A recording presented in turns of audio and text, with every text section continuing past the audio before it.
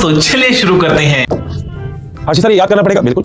बेटा तुम्हें तो ये भी तो याद है, ओ बेबी ढोल मसोने दी, तुम्हें ये भी तो याद है, तुम्हें ये भी तो याद है, माना जिंदा हूं मैं, तुम्हें भी तो याद है, जुदा होके भी तू मुझ में कहीं बाकी है। मगर तुम्हारे ये काम के नहीं आएंगे, तुम्हारे काम में केवल ये गीत आएगा जो आज मैंने लिख दिया है तुम्हारे सामने। नाम है बेटा ग्लूकोज ग्लूकोज, फ्रुक्टोज फ्रुक्टोज, धप से गिरा पागल, ओ नीचे आया पागल, ओ 1 3 डाई पेगा 3 पेगा 2 पेगा, पापा हो गया बेटा।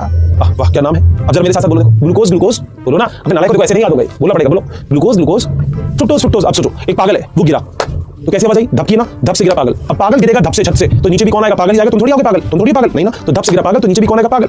अब पागल कहेगा ओह माय गॉड क्या हो गया, क्या मेरे दर्द हो रहा है बहुत ज्यादा, तो पागल तुम्हें ले जाएगा अपने साथ। अब पागल कहेगा यार बहुत दर्द हो रहा है, आज जरा पैग लगा लेते हैं, जानते हो बेटा पैग, पैग लगा लेते हैं। तो एक पैग सामने वाले के सामने, 3 पैग पागल खुद रखता है अपने पास, तो 1 3 डाई पेगा।